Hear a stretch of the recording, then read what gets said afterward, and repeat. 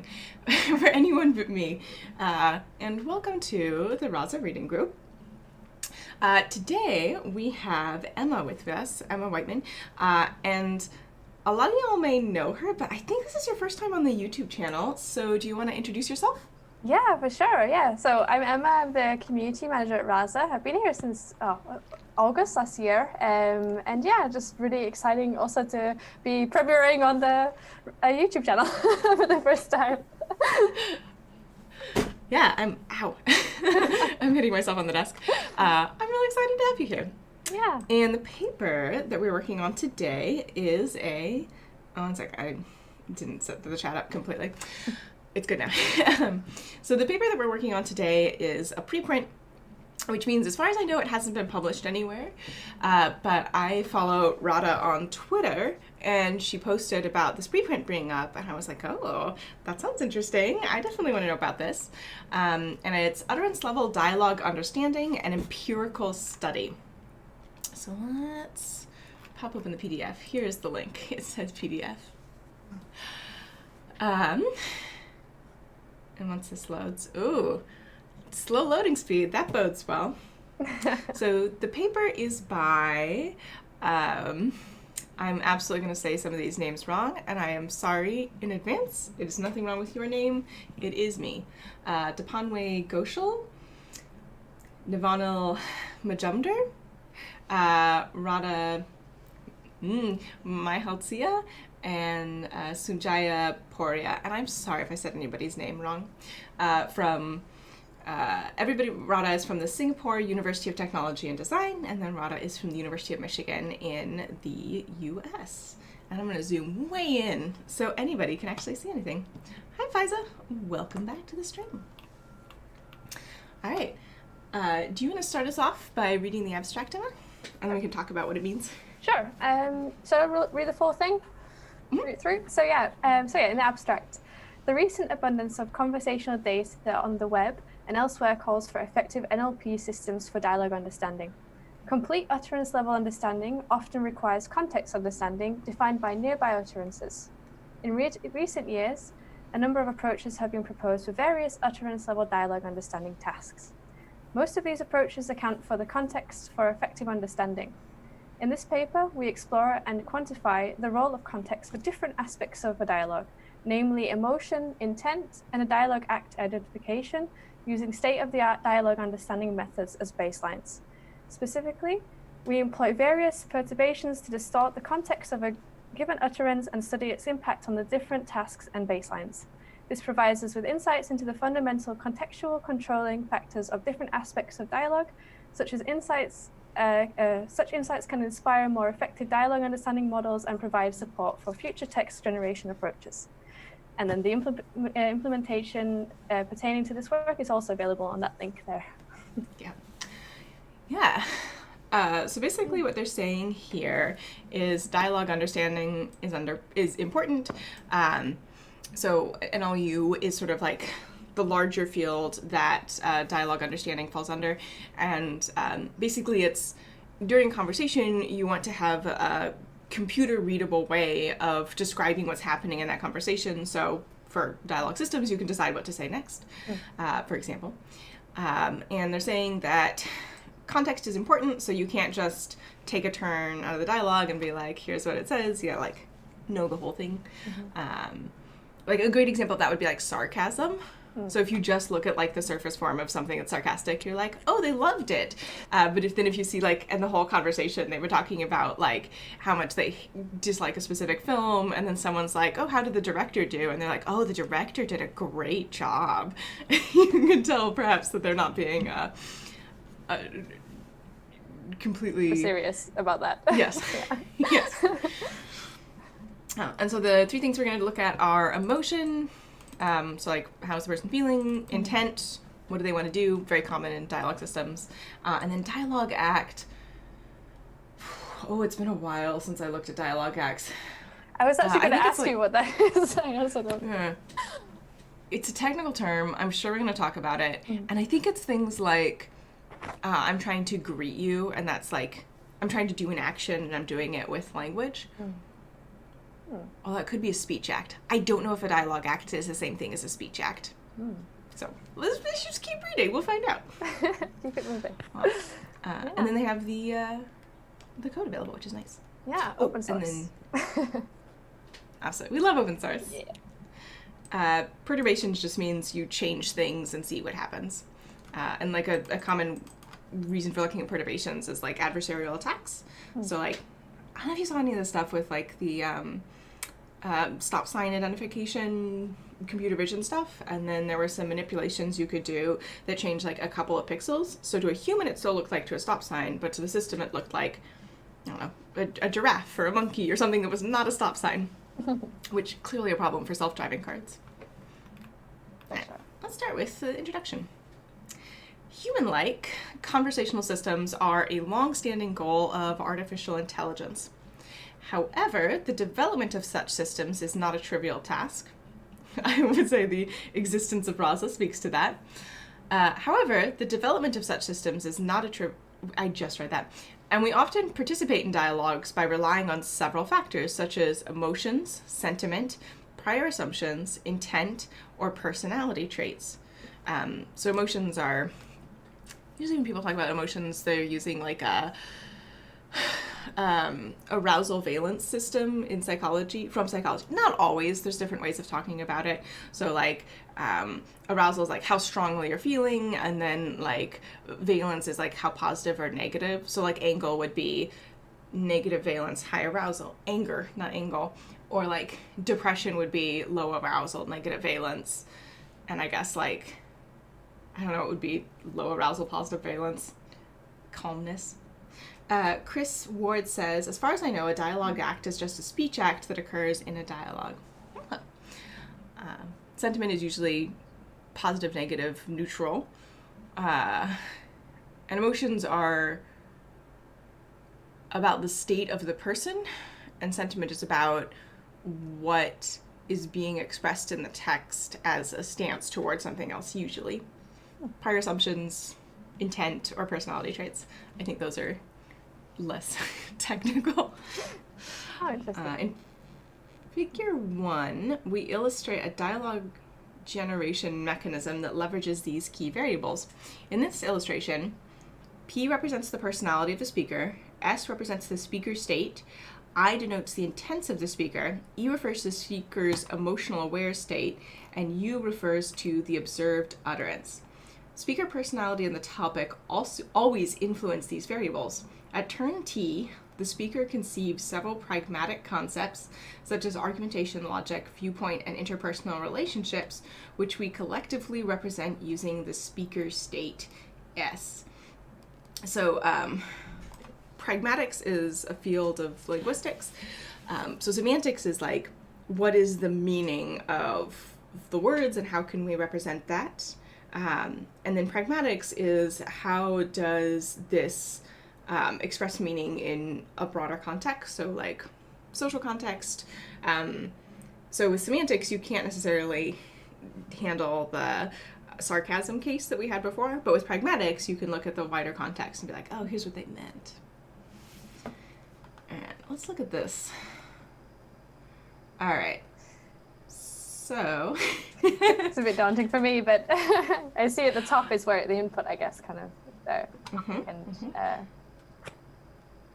So what it looks like to me is that this thing here in the middle would be repeated at every time point. So this is just like, this whole thing is one utterance from person X, and then before this person Y said something, and then after this person Y will say something.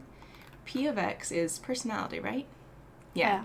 So the P has an X here because it's the personality of X, and if we were over here, it would be the personality of Y. And then the topic is whatever they're talking about. And then, what was I? Intent? Okay, so this is the intent of speaker X at time T, which is the current utterance. So in this one, this would be the intent of speaker Y at time T plus 1. E is the emotion of, so all of these things have an X here because they're representing speaker X, and T to talk about how these things are specific to this turn, these things are not specific to this turn. And this is the thing that the speaker said, this speaker said last. So T-1 is the other person, T-2 is this person again. Intent, emotion, what was this? I don't remember. Speaker state. I don't know what that means. I'm sure they'll talk about it. And then U was the observed utterance. Okay, so this is what they actually say. These are all of the things that influenced their decision to say it. And then what the person who they're talking to has to go on next is only the thing that they said. So your person you're talking to doesn't have access to your intent or emotional state or speaker state. I don't know what that is. Or they don't like have direct access to the topic, and they don't have direct access to your personality. So this is all sort of internal to one person. They also don't know what you meant to do 2 turns ago. And then they get the utterance out, and then that next speaker will have like this whole bunch of stuff that they're using to produce their next utterance. So that's the general idea of that. I realize this is like a lot of arrows and subscripts. But this is what they've built then here, pretty much to run the model. Like they're going to run this through different models. Or yeah, I don't know. I think that they're saying that this is just a model of how conversations happen, and they're not necessarily going to do math with it. They're just using this as sort of a representation of what's happening in the world. Okay. And dyadic just means 2 people. Because if there were more people in the conversation, then you'd imagine that there'd be more lines coming in, and you wouldn't necessarily know that Y was speaking next. Which is also, usually chatbots are dyadic, so. Yeah, one-to-one, like, conversations going on, yeah. And I guess if you have, like, a human bot handoff, then there's, like, a moment where then there's, like, a couple people, but, like, at any point in time, the user is only speaking to one dialoguer. Alright. Oh, this is from Dirk. I'm assuming. It is not. Okay, never mind. Sorry, Dirk Hovey is a researcher I know. This is somebody else. This is Edward Hovey. Generating Natural Language Under Pragmatic Constraints from the Journal of Pragmatics. Alright. And I wonder if this whole figure is taken from this paper. I bet it is. So I bet that this is like a model that they're using that was developed in this paper.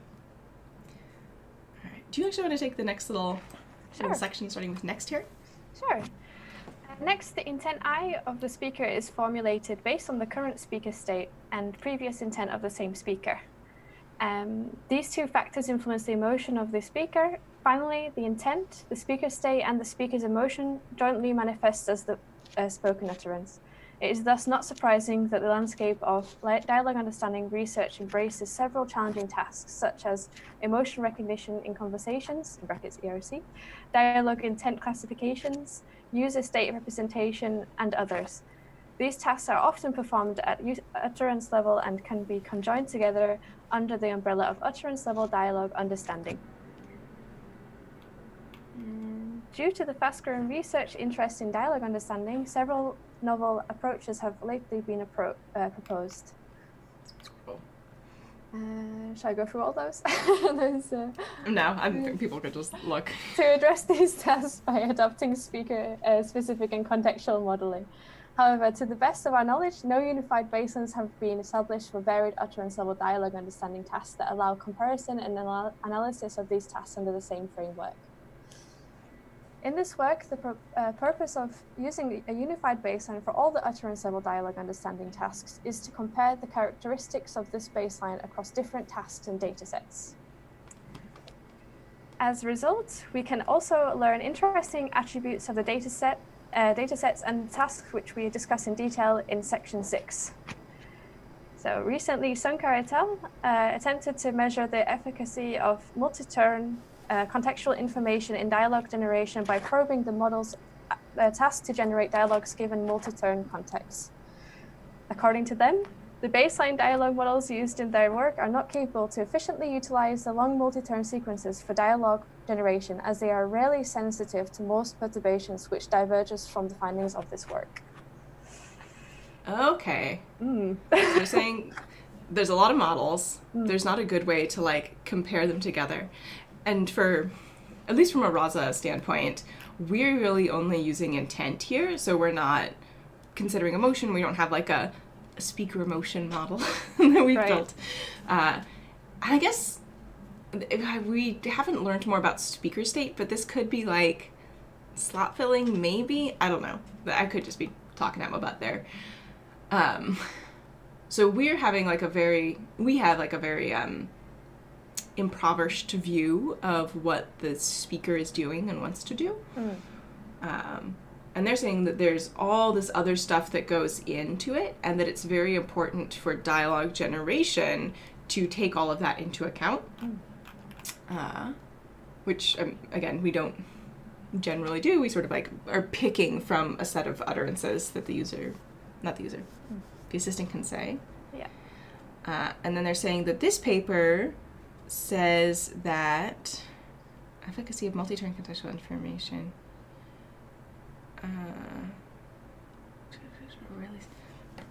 Sorry, I'm having a hard time parsing this. Okay, so this earlier paper, they're looking to see how easy it is to use this contextual information for dialogue generation. And the baseline dialogue models used in their work are not capable to efficiently use the long-term sequences for dialogue generation, as they are rarely sensitive to most perturbations, which diverges from the findings of this work. So the earlier paper said that the baseline models, which I'm guessing are probably some of the models introduced above, maybe older models, I don't know, can't handle, like, messing with user input, and that this paper is saying that they can. Feza says, does this paper talk about user utterances in a technique or algorithmic way? I'm not entirely sure what you mean by a technique way. I think so far they're just talking about this model of understanding how people are deciding what to say. All right, I'm gonna take the next section. Conversational context modeling. Context is at the core of NLP research. According to 7 recent studies, Peters et al., Devlin et al., contextual sentence and word embeddings can improve the performance of state-of-the-art NLP systems by a significant margin. I think this is the Burt paper. Yep, this is the Burt paper, which has since been published. Scroll. It's a long paper. A lot of work here. It is, yeah. It is. So usually an ACL long paper is 8 pages, and this one is... Are there page numbers? Am I just missing them? I think it's just on the PDF at the top. I also looked for them earlier and realized. 36. Yeah, so this is longer than a long paper. I would say this is more like a journal paper. All right. Devlin paper, context is great. Transformers. The notion of context can vary from problem to problem. For example, while calculating word representations, the surrounding words carry contextual information. So like for word vectors, you care about the sentence, right? I'm going to deposit money at the bank is different from I'm going fishing on the river bank. The word bank there means different things. Likewise, to classify a sentence in a document, other neighboring sentences are considered as its context. In Poria et al., 2017, surrounding utterances are treated as context, and they experimentally show that contextual evidence indeed aids in classification, which we do something similar in Rasa. So some of our... Actually, I don't know that that's true. We definitely do it for deciding what to say next. I don't know how much context we use for... I mean, we also have a lot of options for intent classification, which I think is the most relevant thing here. And I think Does diet use conversational context? Do you remember off the top of your head, Emma? I'm not sure. Yeah, me neither. I'm not sure. Go watch Vincent's video. He'll talk about it in depth. Should I check? I could check maybe. Oh yeah, that'd be great. So sorry, just what's the question again? Let me just... My question was, does diet use the conversational context? So the diet is our this model intent classifier. Yeah. And it's diet because it's dual intent and entity. Recognition? Transformer, I guess would be the T. So when you have a string of text, it identifies both the intent, what is the user trying to say, and also the entities, what are the important things mentioned in here, and extracting them. I feel like it probably does use conversational context, but I don't know that that's the case. I'll try to find it. Maybe we come back to it. Yeah, for sure. All right. So in the next section, similarly, and what they're saying here is that context helps, which I think is not surprising. Like, if you forgot the entire conversation every turn, you wouldn't do great in continuing to have the effective conversation. Similarly, in the tasks such as conversational emotion or intent detection, to determine the emotion of an utterance at time t, the preceding utterances at time less than t can be considered as its context. However, computing this context representation often exhibits major difficulties due to emotional dynamics. Again, not something we really deal with at Rasa very well. The dynamics of conversation consists of two important aspects: self and interpersonal dependencies. Self-dependency, known as intra-inertia, I've never heard this term before, deals with the aspect of influence that speakers have on themselves during conversations. Oh, okay, so this is like emotional self-regulation. On the other hand, interpersonal dependencies relate to the influence that the counterparts induce into a speaker. Conversely, during the course of a dialogue, speakers also tend to mirror their counterparts to build rapport, if they like each other. Yeah. So I don't know about this from the emotion side of things, but definitely for sort of using linguistic forms, you're only going to start to talk more like your person that you're talking to if you like them and want to build rapport. If you don't and are not, you won't. You will, in fact, diverge from them. This phenomena is illustrated in Figure 2. So let's look at Figure 2. Person A says, I don't think I can do this anymore. They're frustrated. Person B says, well, I guess you aren't trying hard enough. And then they're neutral in their emotions. And person A says, it's been 3 years, I've tried everything. Person B, neutral, maybe you're not smart enough, just go out and keep trying. Rude. Yeah. Wowee. Neutral is questionable. Yeah. I guess that they're not feeling any strong emotions is Right. the argument here. Yeah. And then person A says, I am smart enough, I'm really good at what I do, I just don't know how to make somebody else see that anger. Like being on the academic job market. Okay, so this person's emotional state is being Almost changed by this. what their interlocutor is saying. Not in a great way. He's a bit triggered by this. Yeah. I mean, that's extremely rude. Yes. If somebody's, like, struggling and coming to you for help and you're just like, well, you're bad. Yeah. I guess it's Wow. interesting. I guess, I mean, that's also an interesting part about, like, I guess the neutral aspect and also, I mean, how you would label sarcasm and things like that. I mean, Yeah. would you consider sarcasm as almost like a frustration? Or would you say it would be a neutral? Or... I guess it depends, right? Yeah. Like, it depends on the context. It does. That's... Yeah. And I guess the question of, like, what the person is... So person B here is being sarcastic. So just going through this paragraph. Person A is frustrated over her long-term unemployment and seeks encouragement. Person B is preoccupied and replies sarcastically. This enrages person A to appropriate and angry response. In this dialogue, emotional inertia is evident in person B, who does not deviate from his nonchalant behavior. Person A, however, gets emotionally influenced by person B. Modeling self and interpersonal relationships and dependencies may also depend on the topic of the conversation, as well as various other factors, like argument structure, interlocutor's personality, intense viewpoints on the conversation, attitude towards each other, etc. Hence, analyzing all these factors are key for a true self and interpersonal dependency modeling that can lead to an enriched context understanding. So, conversations are had by people. You need to have information about those people and how they're feeling and what they want to do in order to have a good model of conversation. I think that sounds very reasonable.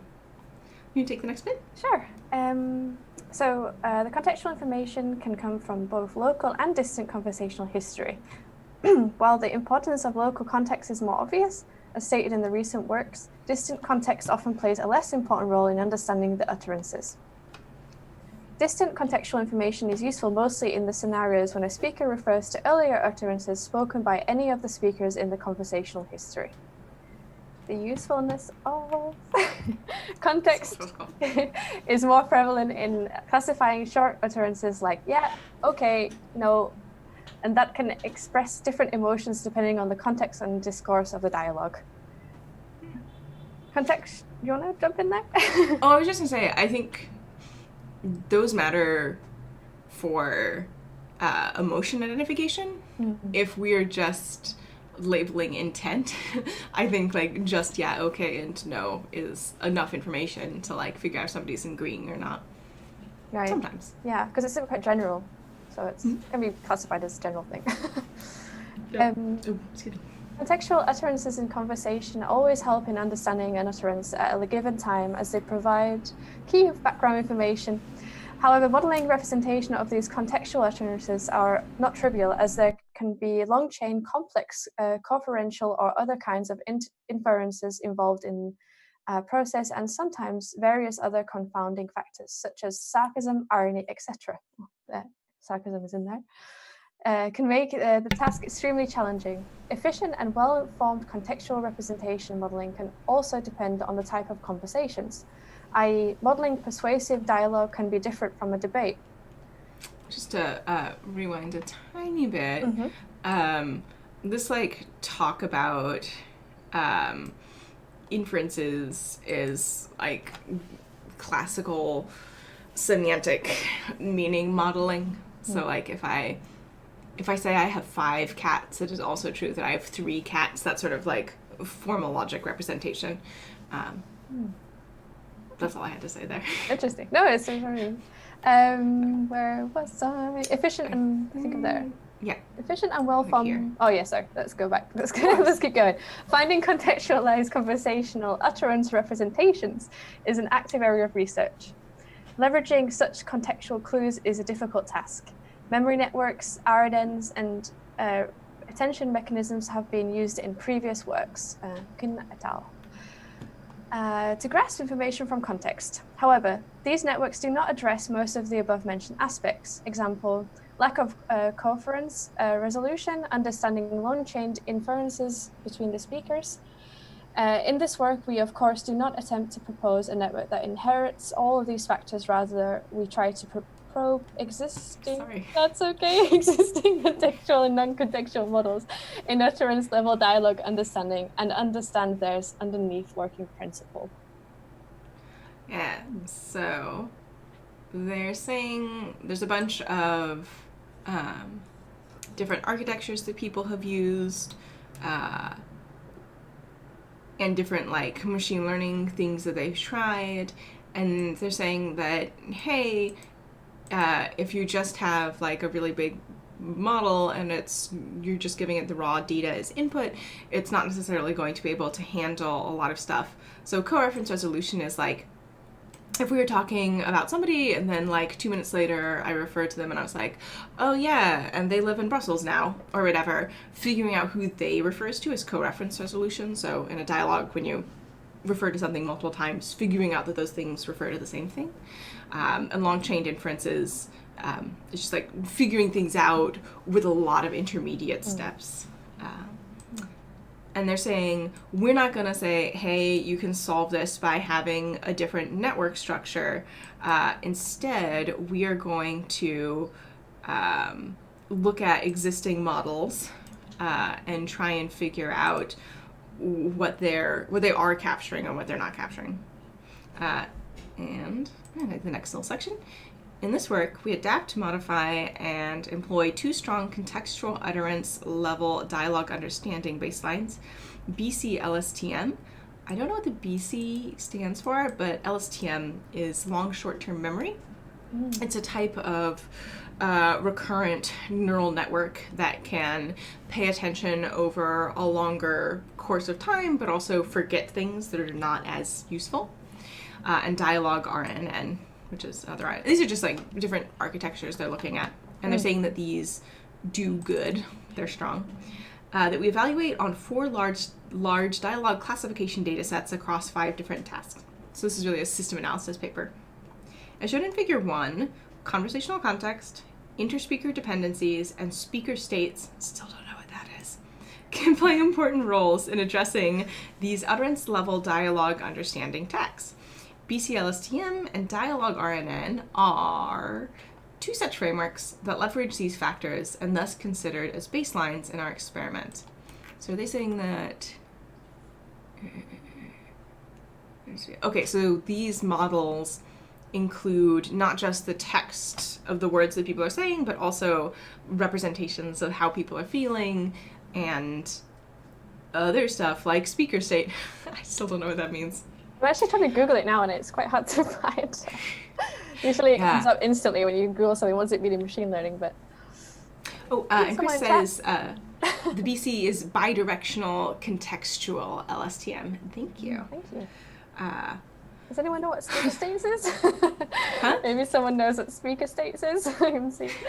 Maybe. I'm sure we'll talk about it somewhere. Yeah. Maybe we'll get to and it. Long says, co-reference resolution for dialogues is indeed very hard. I'm suffering from it. Yeah, it's hard. It's rough. Was that Emma? Oh no, I'm just saying that that maybe chat knows, or maybe we find out a bit later on. We'll see. Well, I mean, it's a long paper, so hopefully they define the term somewhere. Yeah. All right. Moreover, we present several unique probing strategies and experimental designs that evaluate the role of context and utterance-level dialogue understanding. So if you have a trained model and you sort of want to know what's going on with it, there's a couple ways that you can figure that out. So probing is like you try different things and see what happens, but you're probing, like the things that you're trying in a structured way. So another way to sort of figure out what models are doing are called ablation studies. And that's when you have, your big model that has all its parts, and then you train versions of it that have the different things that you've done removed, and you see what changes. So that's another way of sort of like looking at how things do and what they're working with. And the ablation studies are really resource intensive because you end up training almost the same model like 20-30 times depending on what you're looking at. So probing studies are generally more realistic to do, and so I think that the big contribution of this paper is going to be these different probing strategies to figure out conversational stuff, to see how they all perform and how things like I guess what the results are and compare. Yeah, exactly. Yeah. Cool.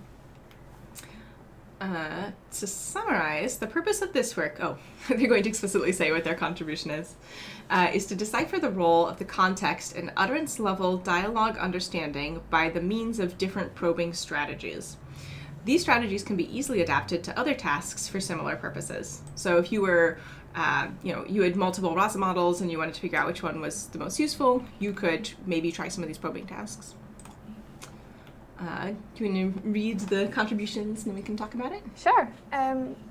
So the contribution of this work is fivefold. So we set up contextual utterance-level dialogue understanding baselines for 5 different utterance-level dialogue understanding tasks, which traditional word embeddings love.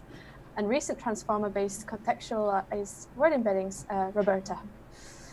And we modified the existing strong baselines, LSTM, and dialogue RNN by introducing residual connections that improve these baselines by a significant margin. Another is we showcase a detailed dataset analysis of different tasks and present interesting frequent label transition patterns and dependencies. Also, we perform an evaluation of 2 different mini-batch construction paradigms, utterance and dialogue level mini-batches.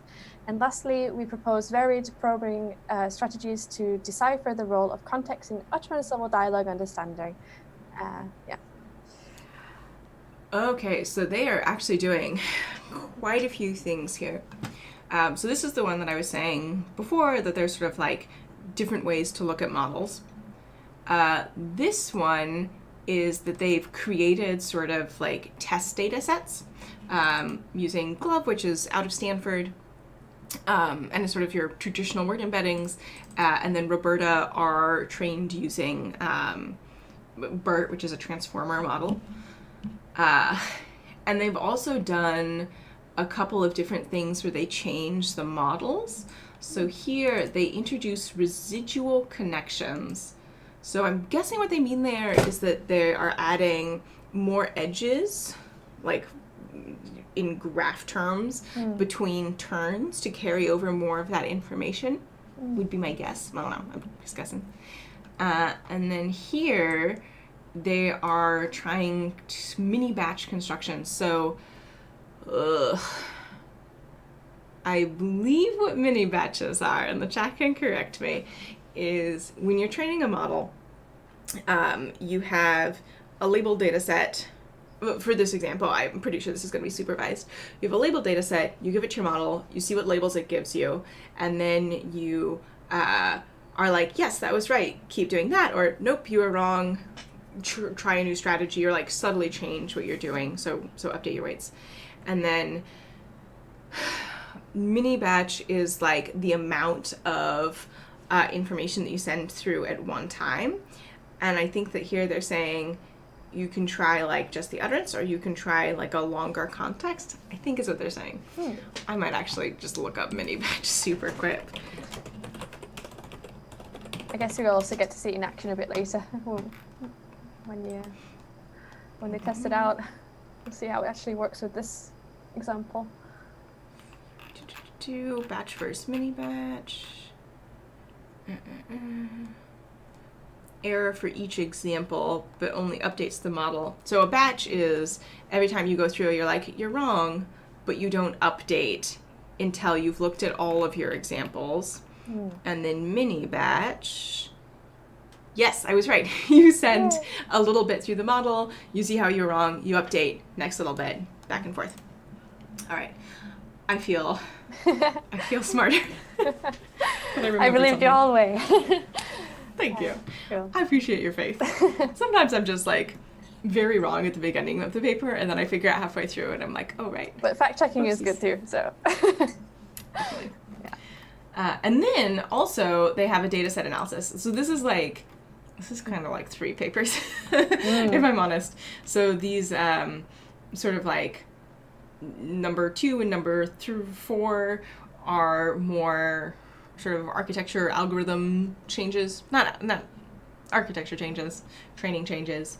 This one is a data set analysis, and then the constructing the baselines and probing strategies. I probably have this as a data set paper, and I'd probably have this as a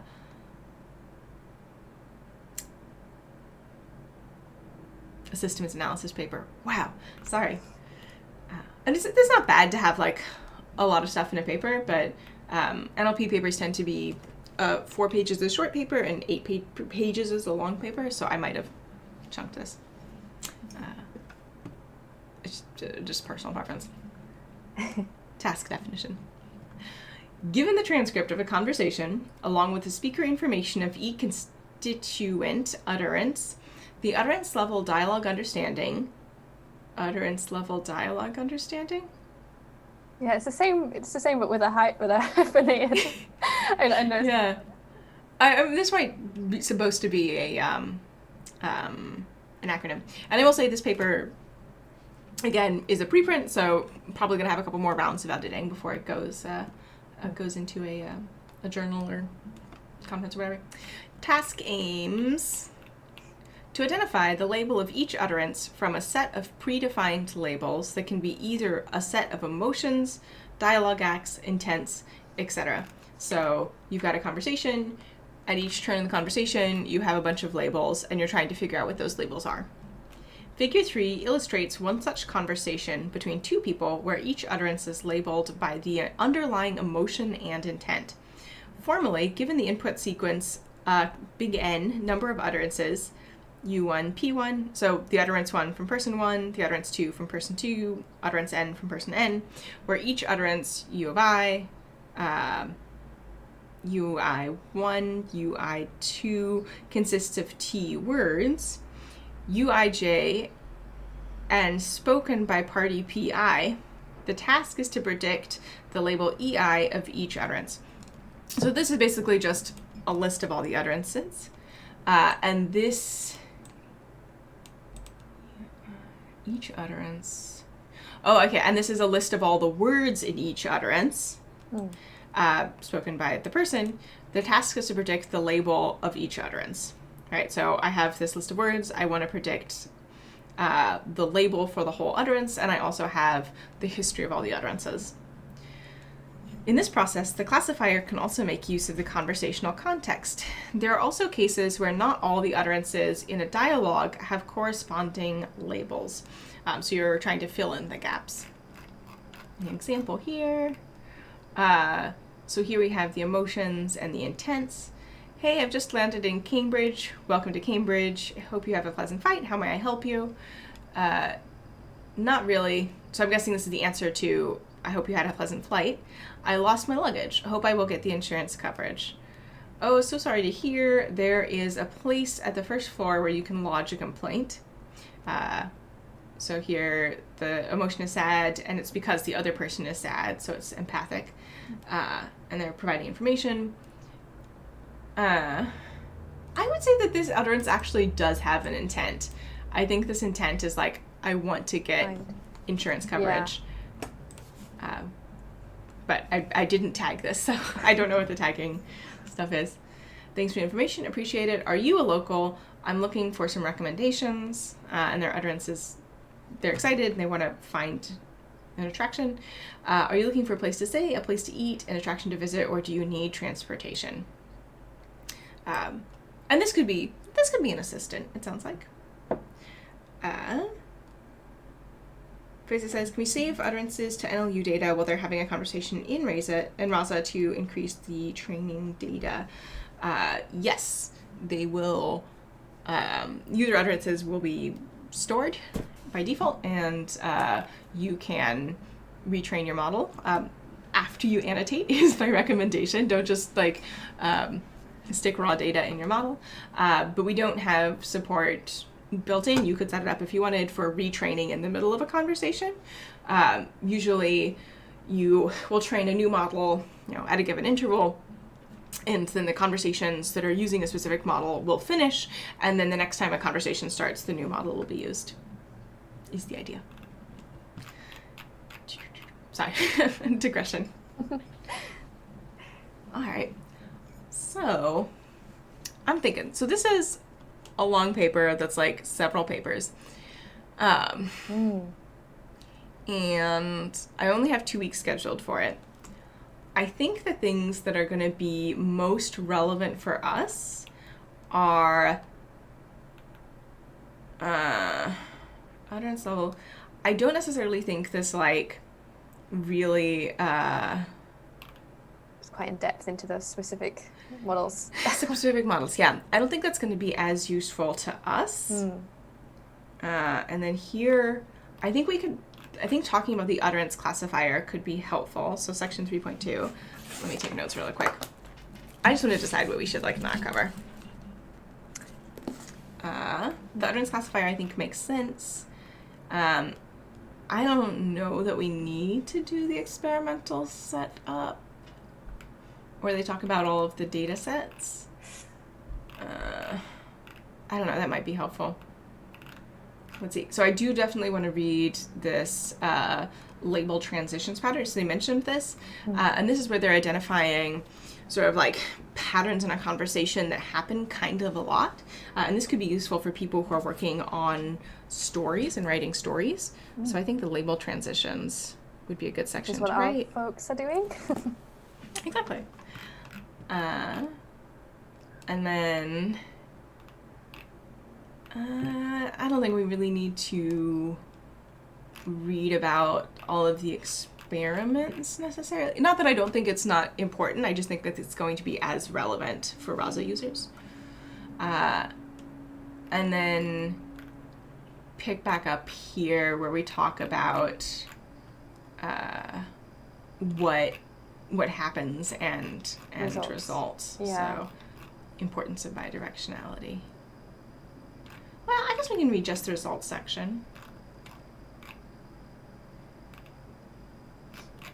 Yeah, I think the importance of bidirectionality is the first thing we want to run. All right, so unless there was something that you were like, I want to read that bit. No, that sounds good. I think, maybe going through, especially like just a set of just results mostly. Just comparing results. I think that would be good. Because that's kind of where we're getting to anyway, right? Just comparing the results of it and how that turns out. All right, section 3.2, I think, was the next thing we wanted to read. Do you want to read this a little bit? 3.2, yeah. So, utterance classifier. The representation obtained from utterance feature extractor are then classified using one of the following three methods. So, without context classifier. In this model, classification of an utterance is performed using a fully connected multi-layer perceptron layer. This classification setup is non-contextual in nature as there is no flow of information from contextual utterances. This strategy translates to simple glove CNN based on Roberta, a feature-based fine-tuning in isolation, WRT other utterances in the conversation as we don't take those into account.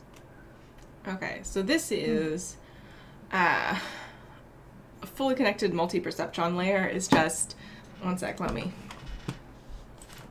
I have a graph for this. Oh, sorry. I don't know why I'm apologizing. My dog is barking at something. Hey, buddy.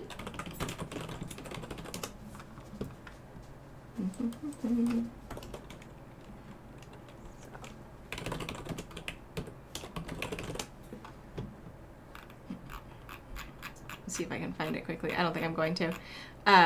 Anyway, in like every machine learning talk you go, you're going to see this like specific diagram. This is the one. So if you just search neural network, I'm on Wikipedia, you'll see like this one. So this is a multi-layered perceptron that's fully connected. They just mean this.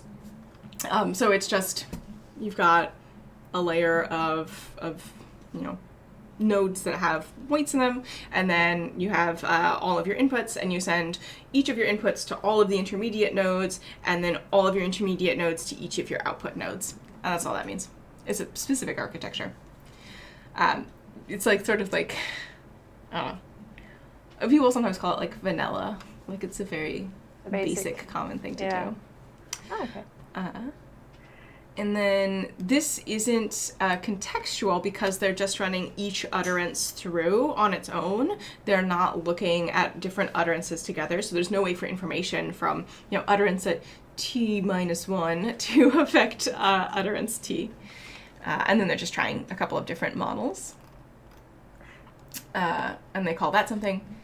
And then the bidirectional contextual LSTM model, which Chris mentioned, thank you, Chris, creates a context-aware utterance representation by capturing the contextual content from the surrounding utterances using a bidirectional LSTM. So what that means is instead of sending each one through on its own, we have a model that scooches over the conversation, and I believe bidirectional LSTMs, usually you have two, one that's going left and one that's going right, and they all get that information together. I could be wrong about that. Please feel free to hop in the chat. It's been a while since I thought about LSTMs that much. The feature representations are extracted by the utterance feature extractor. Something gets them, and serve as the input to the LSTM network. Finally, the context-aware utterance representations from the output of the LSTM are used for label classification. The contextual LSTM model is speaker-independent as it doesn't model any speaker-level dependency. An illustration is shown in Figure 4a. So they're saying that it knows about the broader conversation, it doesn't know who's saying what, and it doesn't have a model of, like, different people and what they're doing. You want to take the next one? Yeah. So CLSTM, similar to BCLSTM, but without the bidirectionality in the LSTM. This model is intended to ignore the presence of future utterances while classifying an utterance UT. Oh. So if you're going right and left, you'll see the things that happened before and the future.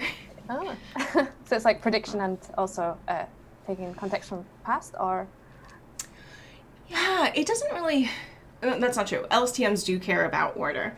But yeah, so at any given point for sort of like figuring out what to do next, you have information from both directions during model training. And then if you're at inference time... Okay. I don't know. So I think these are specifically for once you have the conversation classifying stuff. Okay. And you want to read the next one too? Yeah, I'll jump in. So Dialogue RNN is a recurrent network-based model for emotion recognition in conversations. It uses 2 GRUs to track individual speaker states and global contexture, that's that word again, global contexture during the conversation. Further, another GRU is employed to track emotion state through the conversation. In this work, we consider the emotion state to be a general state which can be used for utterance level classification, i.e. not limited to only emotion classification. Similar to the BCL-STM model, the features extracted by the utterance feature extractor is the input to the Dialogue RNN network. Dialogue RNN aims to model inter-speaker relations, and it can be applied on multi-party datasets. An illustration of the BCL-STM model is shown in Figure 4b. Okay. Maybe we get the speaker state there. This is one of the authors of this paper. Yeah, I don't know that this is necessarily the same person, but they have the same last name. That came up with this model. So what it's doing is, so GRUs are gated recurrent units, I'm pretty sure. And I'm pretty sure what they do is that they you check in with them at each stage so they can hold things from previous stages. Pretty sure. Again, they're an LSTM thing, and I will say LSTMs were the hotness when I was in grad school, and I graduated in 2017 now, which was also the year that the Transformer paper came out, Attention is All You Need. And at that point, there was a pretty big switch in the field, and most people, I shouldn't say that, many people who had been working with LSTMs started working with Transformers instead. So they're just 2 different families of models. And a lot of the things that they're talking about here, like GRUs and bidirectional LSTMs, are sort of that slightly older model. Not that they don't work. In fact, they work particularly well at handling hierarchical information. And Naomi Safra and Adam Lopez, who's on our research team, actually just had a paper accepted, I think at EMNLP, that talks about some of the other things that LSTMs in particular are particularly good at. So they're not the hotness anymore, but they're still very useful. So it's good to know about. Brush it out. Yeah. And okay, so what's it doing? So one is tracking speaker states and global context. Another one is tracking emotional state. I wonder... Okay, so I'm guessing this is the emotion in each of the turns. I don't think it's the emotion for a specific speaker and then that carries over. I think it's I'm happy, you're sad. I'm happy, you're happy. That sort of thing.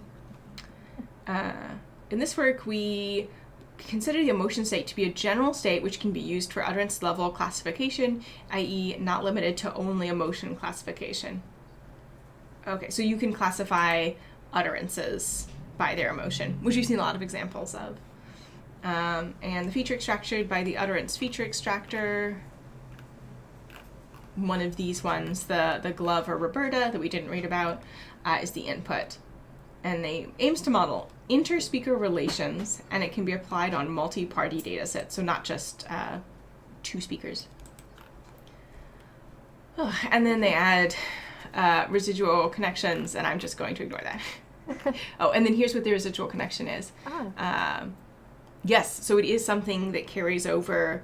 So from your features, you have this like big model of the conversation, and then before you decide what the label is, you have this additional information from way before you did that.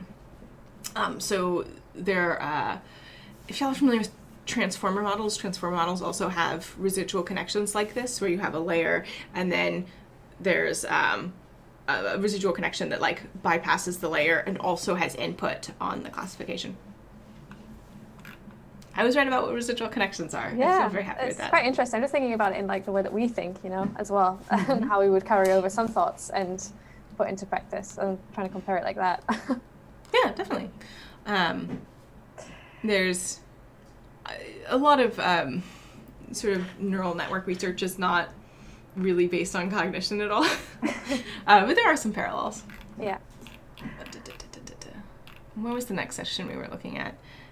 Label transitions. Here we go. Do you wanna? Yeah. Did you read the last section or did I? I did, but I can jump in. You can take this. Yeah, I've been talking for a while. Yeah.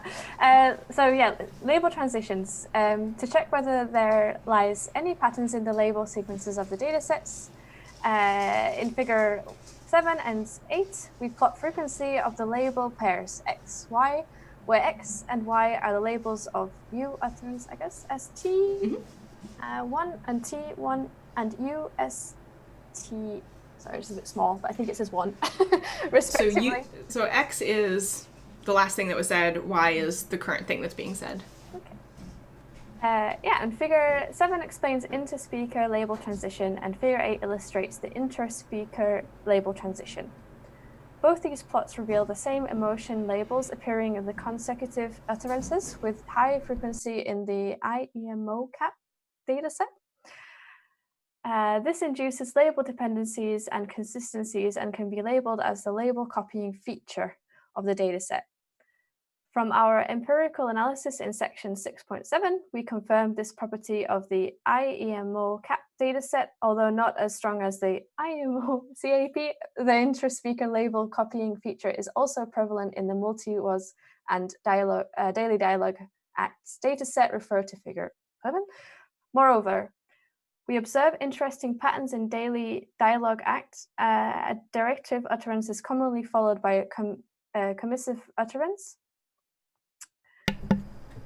I don't know. I think directive is like, do this, and commissive is like, sure, I don't know, man.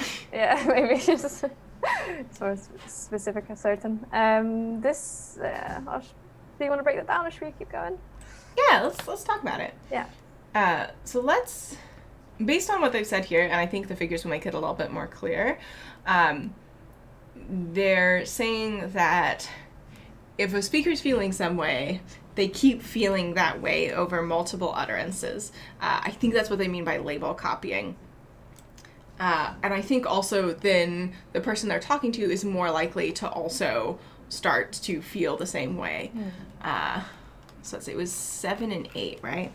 Let's zoom way on in. So each of these squares is a different data set. And these are the labels that data set has.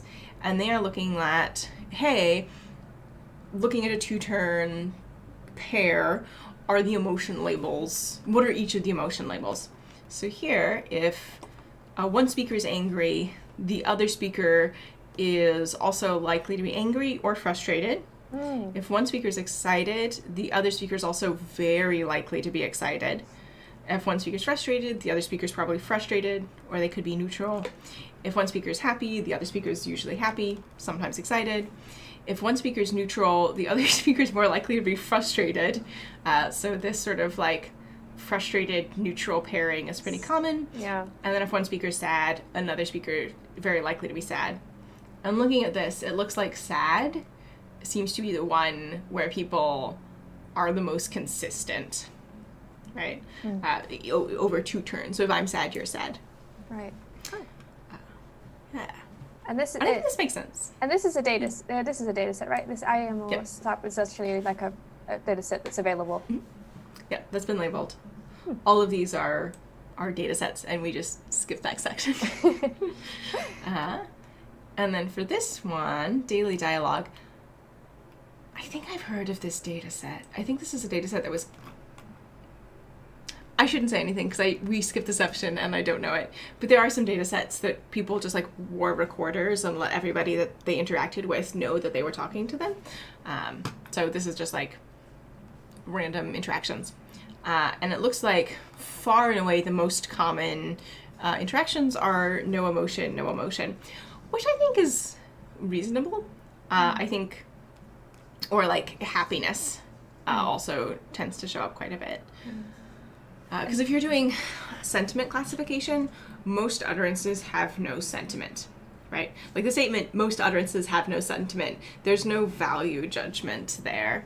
And most things that people say, they're not like, I love this airline. Yeah, they just want to get the things done. They want to get what they need out of it. Yeah. And then this one, they're looking at dialogue acts. So these are things that people do. So question, inform, directive, do something, and commissive. I still don't know what commissive means. I'm checking. And it looks like there's not as much like reflection here. So if there was reflection where both people do the same thing, we'd see a lot of dark colors along this middle line. And instead we see somebody says something directive, somebody else says something commissive. Are you looking it up? Yeah, I mean, I think it's just, I'm hoping that I found the right version of this, because obviously machine learning, it can be sometimes different. But it's this constituting statement that commits the speaker to some future action. Okay, so they're just like, yeah, I'll do it. Yeah, it's like committing, I guess. So. And this is, I would say this is not necessarily like, dialogue acts aren't, they're using machine learning to look at it, but it's more of like a, pragmatics linguistics term. Linguistics as a field does not change terminology as fast. Unless you're in a particular school of syntax where people do change their minds pretty dramatically. I'm subtweeting Chomsky here. And it looks like the only sort of pair where you tend to get the same thing is inform. So like, oh, I'm busy Saturday, oh, I'm busy Tuesday, sort of thing. And then inform and question also tend to occur next to each other pretty often. You're usually asking for some sort of information, I guess, and you want to be informed. So that makes sense. And this is a persuasive dialogue set. And it looks like most dialogues don't have a strategy. Like, I'm not trying to convince you to do anything. But here, provide donation, no, what is this one? Positive reaction to donation, credibility appeal happen a lot. So I'm guessing that like one person is like, you should donate to our organization, we're trustworthy. And then the person they're talking to is like, oh, I have a positive reaction to that, I guess. And a lot of, so I'm guessing gray here is like these things never occurred together. And then this one is just other dialogue acts. Okay. It's kind of like, is that the kind of neutral side of things? Yeah, I'm guessing this looks like this is what the person trying to get a donation is doing, and this is what the person being asked for the donation is doing. And then Interesting. I'd open DevTools. Persuasion for good, EEER. I don't know what the difference is between these data sets. Maybe we should have read the data set section. Credibility appeal, ask org information. This one is no strategy, positive reaction to donation, provide donation amount. Okay. So I think just what they're saying here is that people tend to have the same emotion as their interlocutor. People don't tend to do the same thing as their interlocutor. Interlocutor is just the person you're talking to. All right. This indicates that utterances with acts such as request and instruct are followed by accepting, rejecting the request or order. We also notice that an utterance with the act of questioning is commonly followed by the utterances with the act of answering. You know what? So this sounds like a very dumb thing to say, but that's good, right? You would expect that after somebody asks a question, somebody answers the question. And if you had a dialogue data set and you didn't find this pattern, that might suggest something else was going on, right? So a lot of these sort of like, we looked at a data set and saw something that seems very reasonable types of papers and findings are in fact very important because it's a good way of validating that the data set is useful, right? I think that's something that people who don't have an academic background or have not read a lot of research are like, why did you say this? This is very obvious. It's like, well, maybe it wasn't the case. Figure 7 also corroborates the high frequent joint appearance of similar emotions. So people are feeling the same thing. Anger, frustration, sad, expressed by one speaker is replied with a similar negative emotion by the other speaker. Interestingly, the daily dialogue data set for emotion classification does not elicit any such patterns. We can attribute this to the scripted utterances present in the mocap, I don't know, that have been specifically been designed to invoke more emotional content to the utterances. Okay, so this is like an interview where I'm asking you questions, it looks like.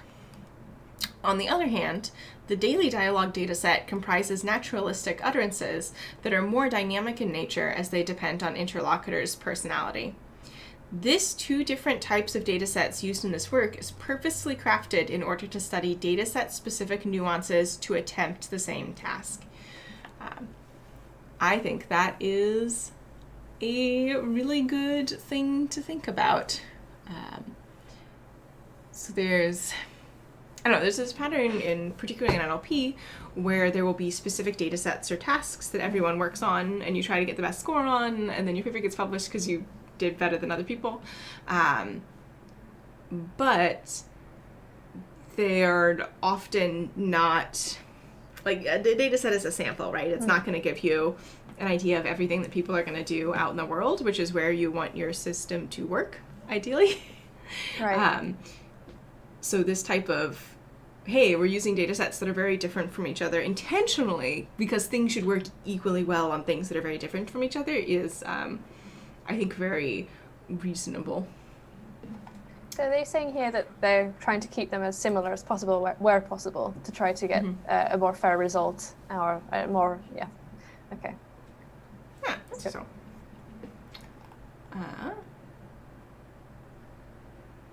And then they're talking about it. Yeah, do you want to take the next section? Sure.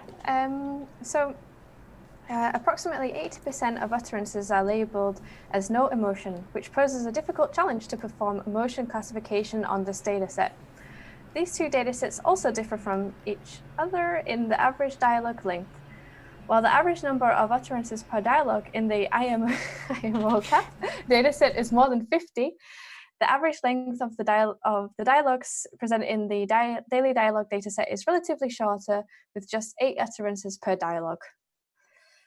Among other semantically plausible label transitions, we can see in Figure 8 the intent book restaurant to be frequently followed by the intent find taxi in the multi-words dataset. We believe that this is potentially one of the reasons why contextual models perform so well on these 3 datasets and tasks. compared to the rest, which we discuss in the subsequent sections. And further label dependency and consistency can aid filtering likely labels given the prior labels. Notably, such patterns are not visible in the other datasets. Hence, one can use conditional random field to find any hidden label patterns and dependencies. Yeah. And Yulong says, I think this is because these data sets have not been created in the same way. And yeah, I would agree. Yeah. They represent different things. And what they're saying here is some interesting things, so that the this particular data set, which I think is like a interview format, it sounds like, you have a lot of utterances together. And in the sort of more naturalistic dialogue set, you have just 8 utterances per dialogue, which, I mean, certainly for a chatbot context, ideally people are getting in and out pretty quick. So I feel like this is a better representation of the sort of things that we want to do. Well, I shouldn't say that. For task-based dialogue, where you want to like book a restaurant or something, if you're doing like a therapy assistant or a journaling assistant or something like that, maybe a longer dialogue is good. Oh, and Yulong says, daily dialogue is harvested from online English learning website. Each dialogue is mostly created by one person. They are written, designed languages, not true conversation. Oh. Well, I mean, it does make sense why they would be shorter then. Yeah, do you want to go outside? One sec. I gotta open the balcony door. No worries. Wag, wag, wag, wag, wag. Yeah, I know. Check out what's going on in chat here.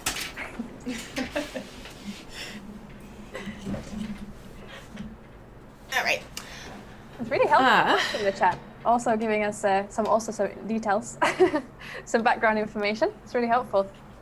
Yeah, it is. Thank you. All right. And the other section we said we wanted to do, so we read the label transitions, was the importance of bidirectionality. Starting here. Do you want to take this section? Sure. So, importance of bidirectionality in the models. The use of bidirectionality without the presence of residual connection, as shown in section 3, in the BALSTM improves the score by 1 to 3%. Refer to the table in 3 and table 4 across all data sets. Contrary to the IEMO cap on multi-was and persuasion for good data sets, we found that bidirectionality is less useful in the daily dialogue dataset, which comprises of very short dialogues. The difference in performance between it's a bit on my screen. CLSTM and BCLSTM indicates that. Sorry, I'm just making it a little bit bigger. No worries. There you go. Oh, there we go. I think the difference. I think. Oh yeah, I found it. Indicates the importance and need of bidirectionality in the models for capturing contextual information from future utterances while classifying utterance UT. To have a better idea about this difference, one should compare the CLSTM in table 3 and table 4 with row number 33 in table 7. Although the underneath model architecture in these two settings is different, they are definitely comparable as both attempts to measure the importance of future utterances while classifying utterance at time t. From these tables, a conclusive trend is found. Future utterances are very important in the IEMO cap dataset, but not much in the rest of the datasets. We conjecture the long dialogues and the inter-utterance label dependency and consistency in the IEMO cap dataset in the predominant factor for this observation. In section 6.7, we empirically confirm the existence of this label dependence and consistency in the IEMO cap dataset. Interesting. So what they're saying is that knowing the future was only helpful for one of the data sets. And what was more helpful was the residual connection. Oh my God. So I don't know if you can hear that. Somebody's doing the yard work. A little bit, yeah. And what was more helpful was these residual connections that carried information over from one turn to the next. Don't like that. Sorry. 3%. It's very loud. And I would say 1 to 3% sounds like a small improvement, but certainly in NLP research, that's, it's pretty big. I would say like 5% is a very large improvement for a system that a lot of people are benchmarking on. 1 sec. I'm going to bring him back inside and then close the door so it'll be a little bit less quiet, loud. Sound better. Be right back. Yeah.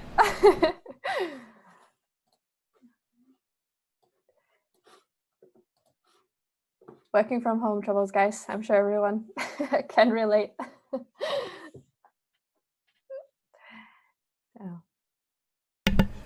right, that's better. Alrighty. He doesn't get to sit in his sunbeam. Sorry, buddy. Oh, I feel for him. Interesting. So knowing the future doesn't help. What about the conversational context? The BCLSTM and dialogue RNN architecture have been primarily developed as emotion/sentiment classifiers in utterance-level dialogue classification tasks. To explain the performance of these models across a diverse range of dialogue classification tasks, it is important to understand the nature of the task itself. In emotion classification, labels are largely dependent on other contextual utterances.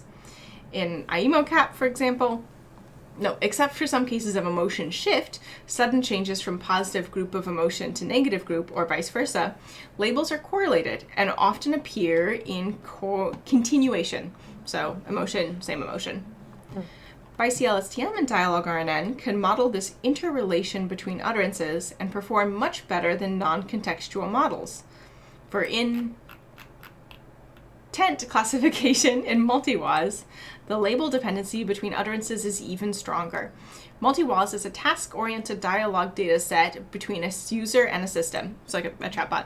People will often use this for as a benchmark for chatbot systems. It's it's fine. I wouldn't say use it as the only data set for data validation, system validation. When the user has some query or some information need, all utterances tend to have the same intent label until the query gets resolved. Hence, all contextual models can perform the task relatively easily, evident from the very high F1 scores. F1 is basically how often are you correct and how reliably are you correct as a composite measure. With even non-contextual models performing quite well. We also observe this trend in daily dialogue, emotion, and act classification tasks. In both of these tasks, contextual information is helpful and provides a significant improvement in performance. However, in Persuasion for Good dataset, the introduction of context is much less helpful compared to the other datasets and tasks. The persuader and persuadee strategy labels are relatively more difficult to model, even with contextual information. So going through all these datasets, if you know what the person has asked for before and they're trying to accomplish a task, that will help you. But this sort of intent classification is pretty easy. So they're saying that all the models do well, even if they don't use context. And they also notice that if you have emotion labels or fairly broad classes for acts, like generally what people are trying to do, knowing what happened previously is very helpful. But the Persuasion for Good, which was the one that had like a bunch of different labels and things that people might be doing, had very fine-grained labels, also means it has a lot of classes. And in general, the more labels that a thing can have, the harder it is to pick the correct one, because if you're picking randomly, you have a less good chance of doing it, if that makes sense. Yeah. So, was it Way more more dimensionality, I think? Yeah. Yeah. All right, and it is, 1 sec, I've got 8,000 windows open. So I think it's probably a pretty good time to wrap up now. Mm-hmm. And then next time we can talk about, does speaker-specific modeling help? And then maybe go through and check out some of the other discussions that might be helpful. Yeah, sounds I don't know about awesome. you, but I'm starting to glaze over. Yeah, no, after some time I realised now I'm like drinking more and more water. But it sounds great. It's actually, yeah, I think we went through quite a bit here, and yeah, we can move on to Yeah, we did. part. Yeah. Oh, thank you for joining me today, Emma. It was great to have you. Yeah, it's been lovely. I think it's very helpful to have someone who's like familiar with dialogue systems and like involved in them, but doesn't have like a super deep research background, because I can make sure that I'm not, oh, everyone knows what an RNN is, and, of course bidirectional LSTM, this is very common, and it is like in, I don't know, Nerdville. Yeah, because I mean, some people are coming from different backgrounds or different professions, and they have maybe different levels of interest or even experiences with different parts. So yeah, definitely we'll try to ask these questions and bring out those things. Yeah, that's been really awesome. Thank you, Rachel, for inviting me. Thank you for coming. And I will be back streaming tomorrow with the Rasa 1.0 to 2.0 migration on DialectBot. And DialectBot? I think Dialect Quiz. That's what I call it. So I'll see y'all then. Sure. Evan says, thank you for the great chat. This paper is massive. It's a very rich. Lots going on. Rich, yeah, that's a good word.